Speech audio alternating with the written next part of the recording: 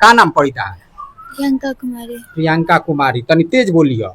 इ तारा लोग के जौन प्रेम प्रसंग बा तू लोग तो एके गांव के बाड़लू, हाँ, कितना दिन से चलत रहलो? 1-2 साल पहले। 1-2 साल पहले से तारा लोग के चलत रहलो। अच्छा, ओकरा बाद से एमे तू लोग भागल भी रहलो घर से? हाँ, कितना दिन पहले? ये 10 महीना पहले। 10 महीना पहले भाग गई रहलो, साथे रहलो? हाँ, साथे रहनी सन। कहाँ वहाँ? साथे रहनी सन गुजरात। अच्छा। हमनी के उधरे कमात रहनी सन, खात रहनी सन। हम्म, फिर घर वाले हमारे केस कैलस। हम्म, केस कैलस तो लड़का के पापा के छोट भाई के उठा के लेके चल गए। हम्म।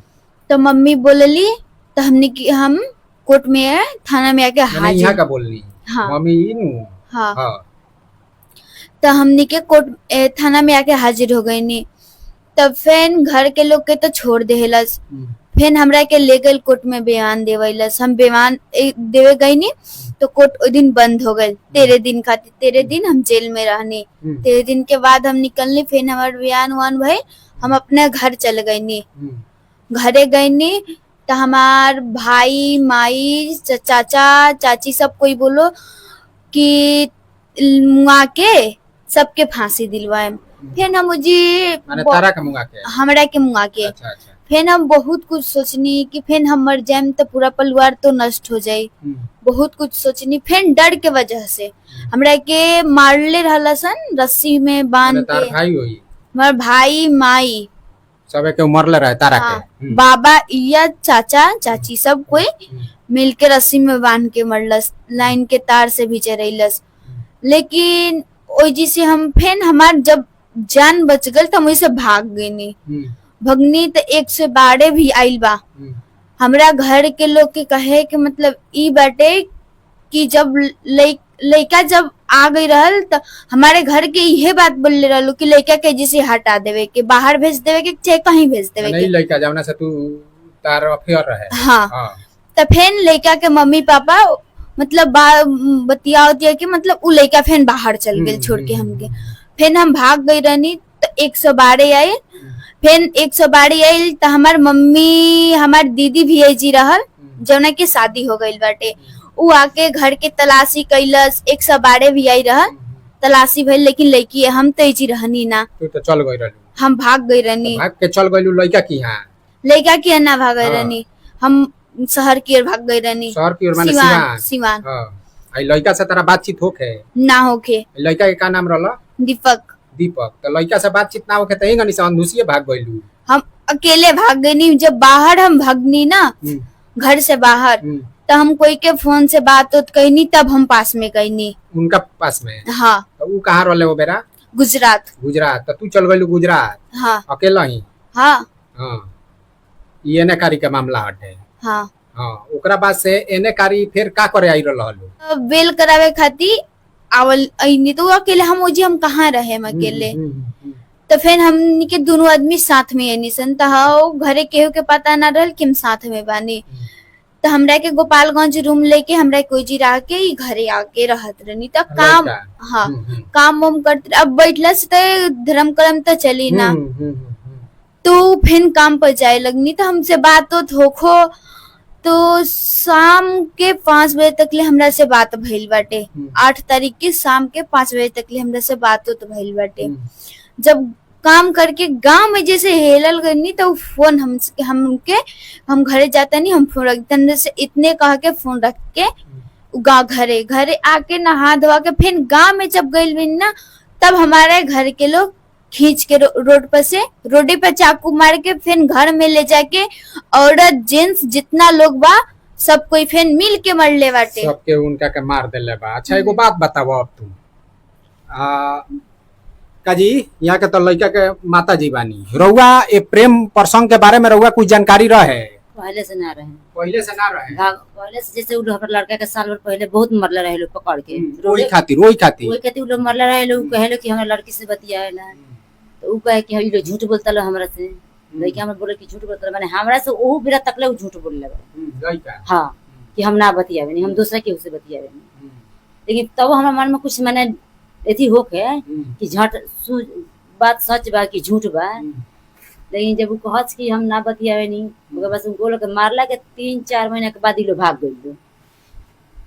जब ये लोग भाग गइल लो ये के साथ रहलो रहुए एकरा बारे में कोनो जानकारी ना रहे। अरे तो घर हमके गाँव ही में नु बा तब तो सब कोई घूमता फिरता अपन काम धंधा करता त ओकरा बारे में तो ना ई जब दोबारा भगली त ई कहा के उनका ओइ दिन लगे कोइली ई रहुए हाँ। के जानकारी ना रहे। दोबारा के जानकारी ना है पहिलका के जानकारी रहे कि जो साथ में भागल बा। साथ में भागल बा तो रहुए कुछ समझावनी बुझावनी ना आयो लोग के बात ना करी हम लड़का से।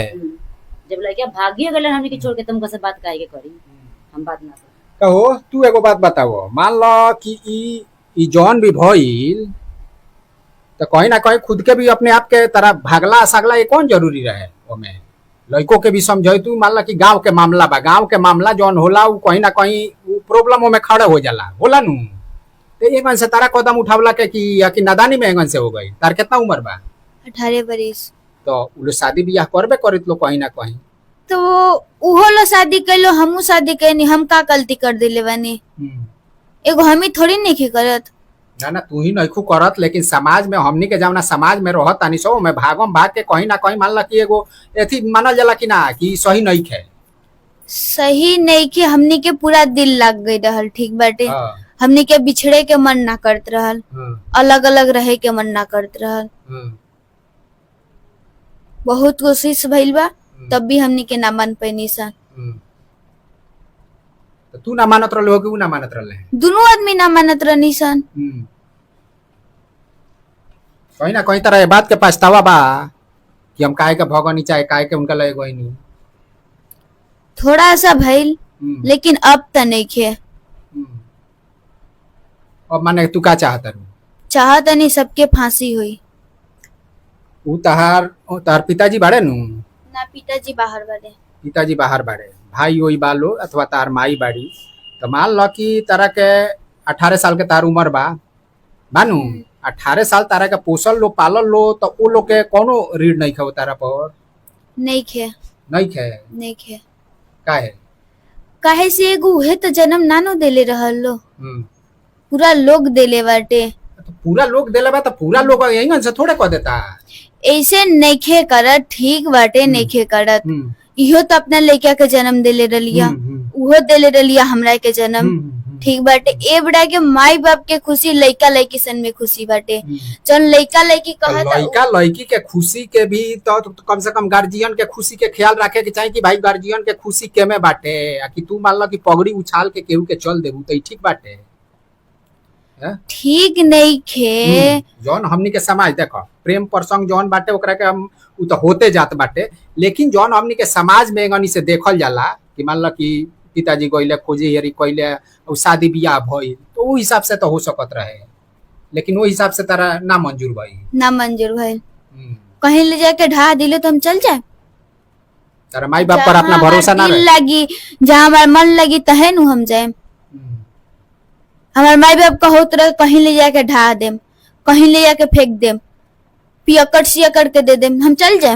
अरे तो माई बाप थोड़े एंगन सोची कि हम पियकड़ सियकड़ उस सोच ले रहे हमारे माई बाप वैसा नहीं थे। तारा मान ला कि एंगन से भइला के वजह से नु बाद में सोचले होइलो कि चलो ई के कहीं क दिया ई पहले सोचले होइलो शुरुआते से त ना नु सोचले होइलो एगो माता पिता कहूं से अपना वंश के दुश्मन तो होला ना बात बानू। हां समझ तारू हमार बात तारा मान ला कि ए बेरा के जौन भी युवा युवती बालो ए लोग के मान ली कि अरे बुझा नहीं खे पावत तनी तनी खातिर मान ली कि जौन एकरा बाद भी भइल बाटे जौन हत्या वगैरह भइल बा उ तो एगो जघन्य अपराध बाटे ठीक बा लेकिन अब कहीं ना कहीं इहो पछताते होइए कि हम कहाँ से कहाँ का कहनी आ जौन युवा बालो वो लोग के तनी क्षणिक सुख में मान ली कि जौन भविष्य बाटे उ समझ नहीं आ पावत एक वजह से कुछ ना कुछ कदम उठा लेता लोग कदम उठावला के नतीजा मान ली कि कुछ और हो जाता है। में बहुत प्रेम प्रसंग बाटे जौन सफल हो जाता बहुत प्रेम प्रसंग जौन बाटे अब विफल हो जाता। अब इनका से मान ली कि का उतना तरक बितरक कल जाइए। अब लास्ट में बताओ कि तू का चाहता हम पुलिस प्रशासन से कानून से हम चाहता नहीं जैसे उनका के मरले वाला सन ना तरपा तरपा के वैसे ही ओकनी के तरपा तरपा के हमरा सबके जान लेवे के बा ओकनी के फांसी पे चढ़ावे के बा। तू अब मान ला कि दीपक जौन तार प्रेमी रहले हैं उ तो बाड़े ना अबे जी तू बाड़ू उनके घर में दीपक के ही घर में तो ए जी कब तक ले रहबू जब तक ले जीएम तब तक रह रहे तो केकरा आधार पर रहबू जेकरा आधार पर हम शादी कैनी तो ऊ तो बाड़े ना ये दुनिया में। नइखन हम बानी ना बस। अरे तो तू बाड़ू तो तारा कोनो आधार तो होके के चाहिए एगो काजी हने तनी अबरी चली आई। मान ली कि रउआ की यहाँ रह तारी, रउआ दीपक के महतारी बानी, तो इनका के कब तक ले रखे रउआ? जब तक ले हम रहे तब तक ले रखे। फिर इनकर शादी ब्याह करियन कि ना करियन? उनकर मर्जी करिहन तो एगो बेटी खानी बन के कलिहन। रउआ जैसे शादी ब्याह कर दे। हाँ कह देम। जब खुद हमरा लड़का से शादी कैले बढ़िया खुद चाहत रही कि हम एजी रहे तो उनका हम भगाएम कहे हम राखे कल ले बड़ी तो राखे। अब ओकरा बाद से ई जंगन से कोई उंगन से हाँ उनका से करेम। हम अपना बेटा के जगह पर उनका के रखे। हमारे बेटा जब कहला ही रहा हम पूछ रहा रानी डर के मारे की तरह के मार दिलो तो वो लड़की कहाँ जाई? खुदे कर रही की तरह लगा कर रही। गलती तो कैले बालो ठीक बा दोनों जना मिल के जब हम मान ले कि हमारे बेटा गलती कैले बा तो उनको तो मान लेके चाहिए कि हमारी बेटी गलती कैले बिया। छोड़ दे के चाहिए दोनों सन के आजाद जिंदगी जी के जाई देवे के चाहिए। सजा दिला के मौत दिला का जरूरत रहुए। हमारे संग 3-3 गो केस लड़त रहियो केस कम रहल उनके खातिर। अरे कम से कम मारे ओरे के तना चाहिए भले रउआ लो आपस में जौन जी भी स्वर समझौता हो एक बार थोड़ी नहीं लेके चौथका बेर मौत कर देहला सन। चौथका तीसर 3 बार मार चुका रहला हसन तब हम लड़का के हाँ तब लड़का के हमरो के तब न भाग रहनी सन। ऐसे त ना भाग रहनी सन ना। चहले रही थलो न तो अपना लड़कियों के समझा बुझा के मन डरवाए धमका के रहे चल हम दूसरे के बतौर कोई से शादी कर दे। चहले रही थलो तब गार्जियन अगर बाप मातारी चहले रही शादी कर चाहे ना कर लगती कम से कम 2 साल तक रहे 4 साल तक लोग के समझा बुझा के अपना तरीके से समझाइत पहले मारित पीटित ना तो मरले पिटले से न अगुता के भागल बड़ी। मरले पिटले ना तो समझा बुझा के रखले रही थलो कुछ दिन टालित लो वही दिया बाद में के समय काल कहीं समझ जाई उम्र के हिसाब से कहीं समझ में आ जाई। देख सकतानी इनकर जौन जीवन बाटे कहीं ना कहीं अधर में लटक चुकल बा। अधर में लटक चुकल बा इनकर जौन भाई होई बा लो अब इनकर प्रेमी रहल है तारा लोग के शादी विवाह भइल रहल कि ना? कोर्ट से भी भइल रहला मंदिर में भी भइल रहला। शादी विवाह हो गइल रहल? शादी विवाह कितना दिन पहले? 10 महीना पहले। 10 महीना पहले लोग के शादी ब्याह हो गई रहल। लेकिन इनको जौन भविष्य बाटे एकदम अधर में लटक गइल बाटे।